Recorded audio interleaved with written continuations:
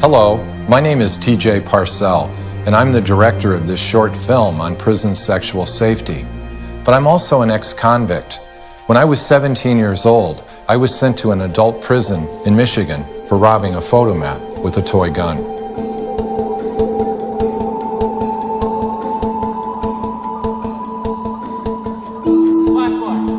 We recognize that coming to prison can be an overwhelming experience for anyone, but especially if it's your first time. It was shocking. I really didn't know what to expect. It's scary. You're stripped of everything. You have to shower with the delicing and, they shove things at you. You sign here, sign there, and then you just get, locked in a cell. At 17 years old, I was young, naive, and I weighed 158 pounds. I didn't last 24 hours in general population before a group of inmates spiked my drink with Thorazine and then lured me into an empty cell. I was gang raped. I'm telling you this because I don't want this to happen to you. I was in prison over 30 years ago, and things have changed a lot since then. The purpose of this video is not to scare you, but to help you do your time more safely. In the making of this film, we spoke to dozens of current and former inmates. We wanted you to hear from the experts, the men and women who have served their time in New York State.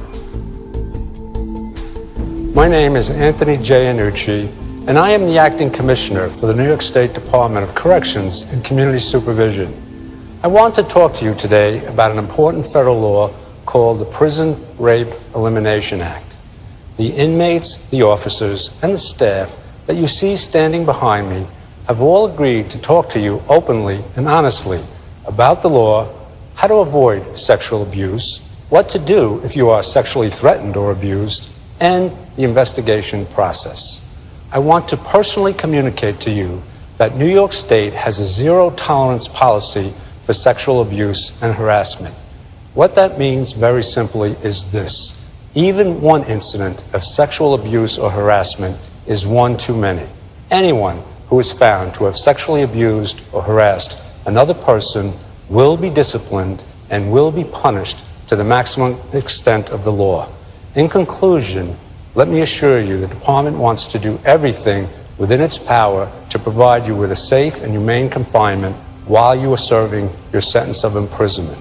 Thank you, and stay safe.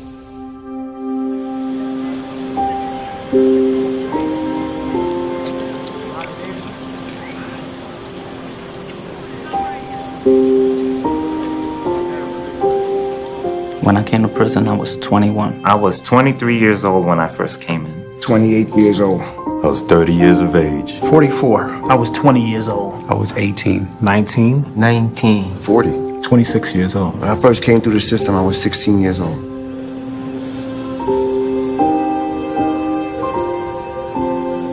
People deal with incarceration in different ways, but fear for a new person is probably the single factor, because people want to survive and no one wants to be victimized. For a young person who's not street smart, coming into this situation, it's a culture shock. I had never been incarcerated before, so I was a newbie. I was scared to death. The stories that I had heard, people being robbed and the chaos that was taking place and, the stabbings, and so all of that type of information scared the life out of me. A lot of guys, looking at you and trying to read you out and stuff of that nature. So I was kind of scared when I first came to prison. And I have a feminine voice with feminine attributes, even though I'm, a straight male. So I feared that I would have problems. I've heard so many stories about prison. Scary stories. I was more afraid of the things that I've heard about prison. When we're down there in the Rock, we want to tell war stories, and we want to, a guy wants to sit and listen, and all the war stories are not always good for the heart. I didn't know what to expect. All I seen stuff on TV, and I just knew that I didn't want to be a victim. Initially, when I first came into prison, I was afraid to an extent, and the way I handled my fear was to be very aggressive. Many other people, they're afraid too. That's the reality. Okay, everyone that they see that they think, are looking real mean and rough and tough, when they go behind them cells, when they closes that cell door at 10 o'clock at night, they're crying, they're, say, phew, I got through that day. For me, everybody was a predator. That's how I viewed everybody. My motto back then was trust nobody and proceed with caution. There was many young people coming through the facility, and they was the ones that was mostly getting approached by individuals that might prey on them for sexual advances or what have you. When I first came to jail, this is 1979, 1980, 1981. Times was much more different. A lot of extreme violence. There was rape. Today we don't see that much of it, but it happens. It's more disguised in friendships. A bunch of guys grabbing you and throwing you in a cell and raping you, those days, thankfully, that's the past. Subtle manipulation is what's prevailing today. Guys not just punching you in the face and pulling down your pants today. It's a process of maybe deception and trickery and manipulation and peer pressure. As far as, that whole image of, 10, 15 guys jumping in the shower, doesn't really happen nowadays. It's more of a mental manipulation where they gradually groom you. I was looking out for that person that they called Bubba.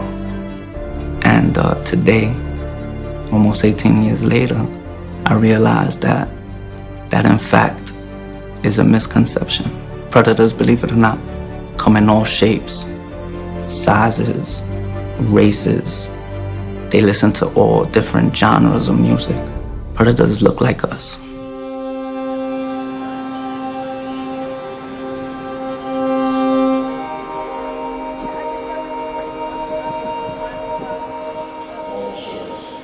There's a sense of loneliness that you feel walking into the facility, right? You don't know anything. You don't know where to go, where to walk, who to talk to, how to figure things out. How does the phone run? When do they call mess hall? So what happens, the first guy that approaches you, oftentimes you feel like he is trying to be your friend. What happens is a new person would come into one of the housing units and he'd be approached. Someone would come to him and say something like, listen, if you need some slippers for the shower, I'm sure you didn't get your property yet. You can use my slippers. If you need some soap, I got that. I have underwear, whatever you need, I got you.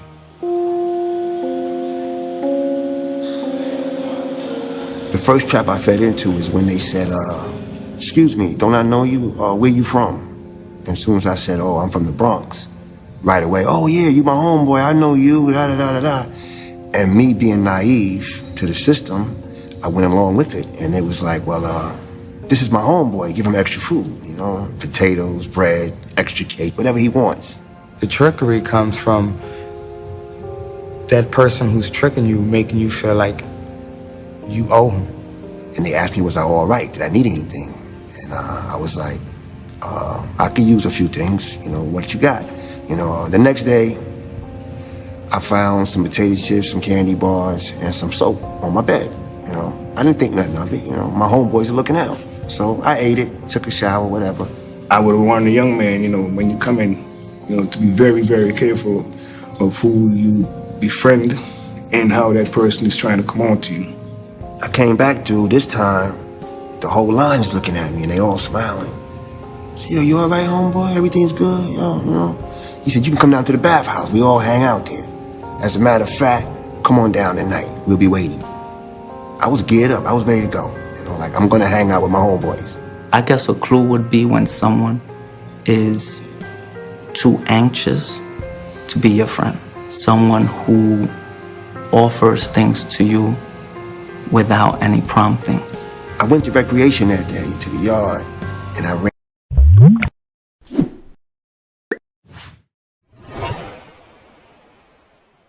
ran into another friend from Rikers Island that I knew from the streets. He asked me what was going on, and I told him. And he says, well, are any of the guys around in the yard? And I said, sure. They standing right over there looking at us. And he went over there and he addressed the situation. But afterwards, he schooled me. And he said, you know, you got to be more aware. Whatever you do in here, if you don't know somebody, do not accept anything from them. They'll try to, you know, gain a trust factor, you know, may engage you in playing cards, playing chess, you know, get you comfortable to be isolated with them. And then I seen where the opportunity, you know, the person takes advantage of that.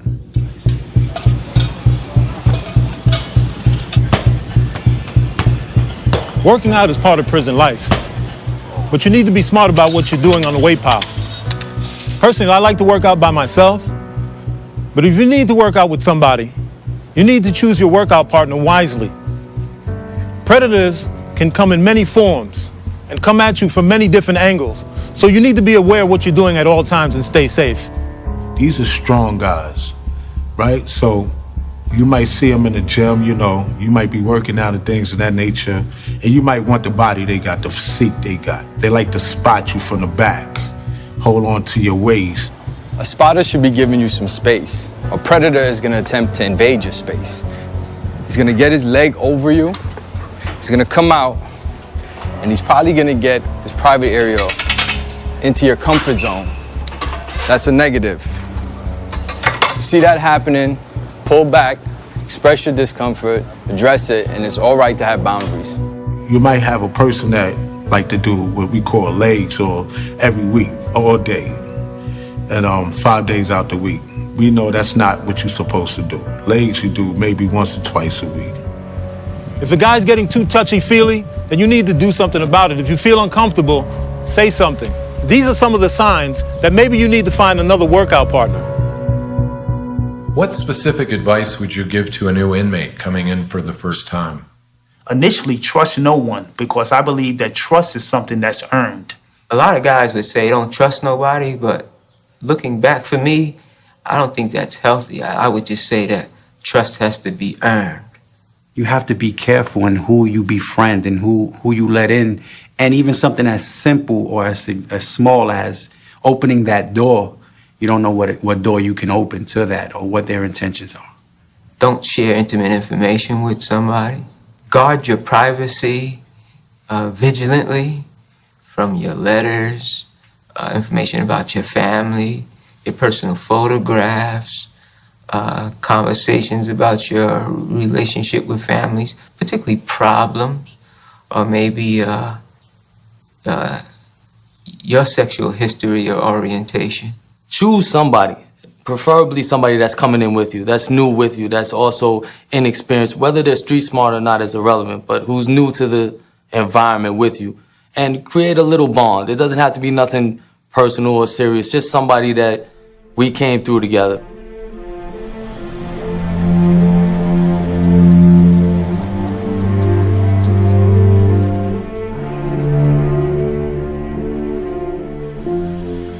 Don't take a shower with no underclothes on, because that's a sign to a lot of them that you're new. Old timers or repeat offenders know that when you take a shower, you keep your underclothes on. In shower areas, be mindful of good shower practices. Stay focused on your business, but be aware of your surroundings. Remember, a predator is less likely to act when others are around. Predator will use the shower as an opportunity to get close. Don't let him. Never have a conversation with an inmate in an adjacent shower. And do not accept t-shirts, boxers, shower slippers, or soap items from another inmate. Those are sure signs of a predator that's getting too close.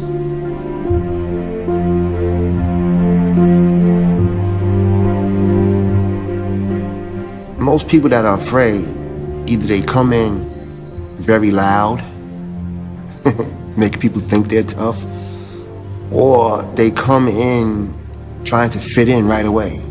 Oh, can I cook with you? Can I do this? Can I sit here at this table? Like, they're trying to join something where they can be protected. Or they'll join a gang, or they become a Muslim, you know, anything for protection. It's all right to be yourself and to not feel as though you have to portray a certain image. The more comfortable you are being who you are, the less likely someone else is going to be able to manipulate or turn who you are into something you don't want to be. Don't try to be something or somebody you're not. That will minimize you bringing attention to yourself unnecessarily. If you try and pretend that you're a tough guy and nothing affects you, they can tell if you're being phony. Let's say, for example, if somebody bigger than you kind of a skinny guy, you come in, you think you're trying to be this hardened look, but you really don't have it, right? But another bigger guy, it comes in your presence, your instincts tell you, okay, like, look, you need to get away from this guy. Those guys that try to tell people, the newer guys, this is how we do things, are usually trying to get them to do things the way they want things done, rather than really trying to help the people. Just be true to yourself and, don't let the environment dictate who you're gonna become.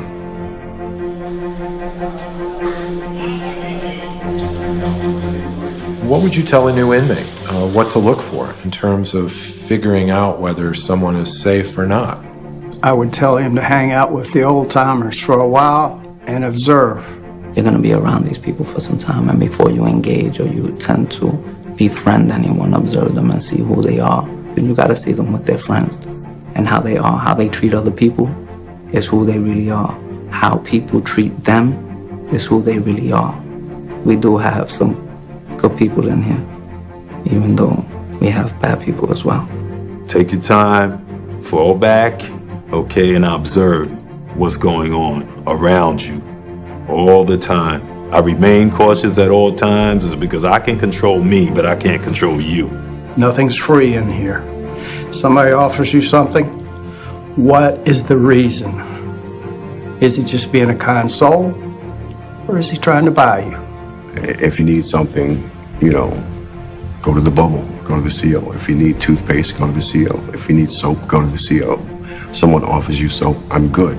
Predators play a lot of tricks. They got pulled because they've been there a long time. You might find a pack of cigarettes or some candy bars, something on your bed. Don't eat it. Take it off your bed, put it in front of your cell, and just leave it as it is. Because if you take that, that can be a debt that you can't pay back. It might cost you $1,000. That candy bar could cost you $1,000. And if you can't pay back the debt, then they want other things. Lay low, stay out of trouble, you'll be fine. You have to trust your gut instincts. Do not gamble and do not use drugs. People in here are sharks, and the ones that don't know how to gamble are guppies. You think you know how to gamble, but you don't know you're being set up. And once you get in debt, then you have to pay off, one way or another. Drugs can also play a role in encouraging a person to make poor choices.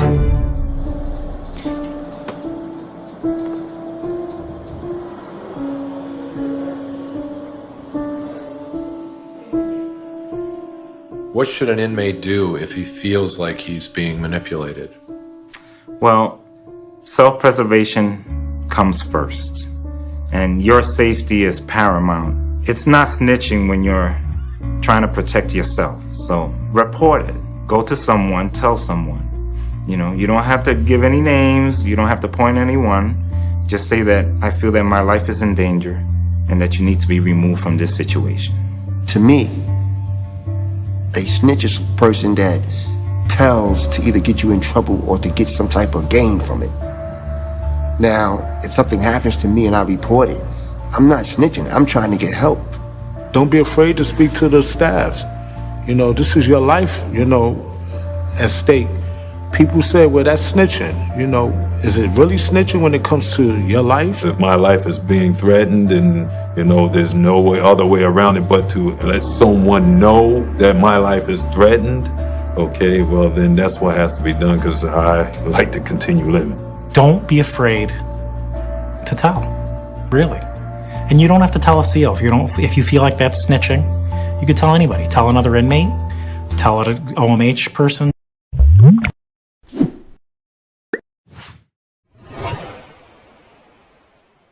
Tell a counselor, an ORC. Tell your teacher. You can tell anybody, but tell somebody. If you feel uncomfortable about something, and you don't say anything, it gives him a green light to continue. And when he's refused, he's gonna get aggressive. If you feel something is wrong, you need to speak up to somebody that can help you. It's better to be safe than to live with an experience that'll last a lifetime. Report it right away. Don't even hesitate. Forget what anybody else is going to say. You know, because at the end of the day, you have to save your behind. Is it wrong for a father to rape his stepdaughter and then she goes and tells the police? Or a son to be getting raped by an uncle and go to tell the police? I don't see it wrong. I don't see it as snitching. Staying safe is not snitching. It's not snitching when it concerns your safety. Staying safe isn't snitching. It took me a few weeks actually to trust someone enough to say, I'm afraid and I don't know what to do and who to go to.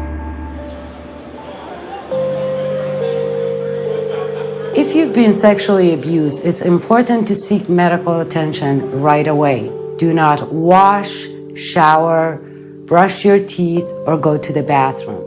Important forensic evidence can be gathered that can be used to hold your abuser accountable.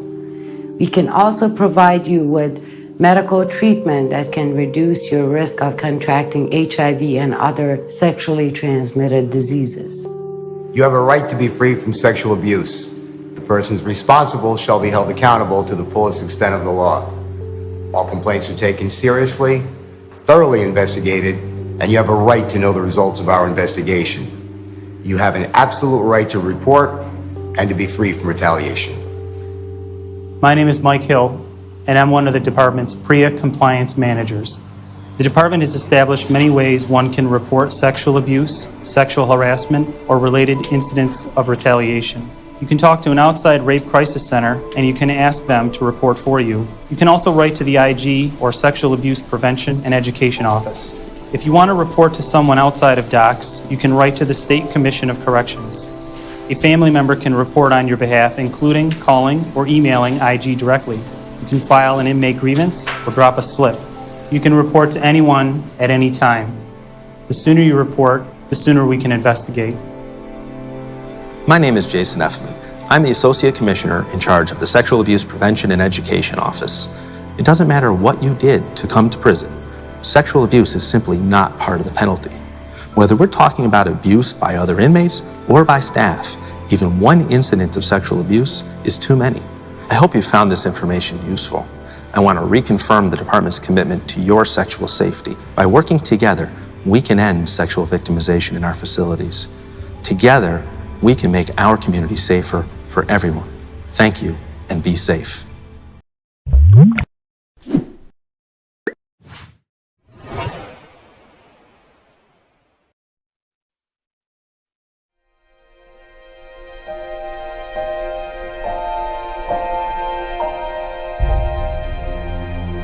Hello, my name is TJ Parcell, and I'm the director of this short film on prison sexual safety. But I'm also an ex-convict. When I was 17 years old, I was sent to an adult prison in Michigan for robbing a photomat with a toy gun.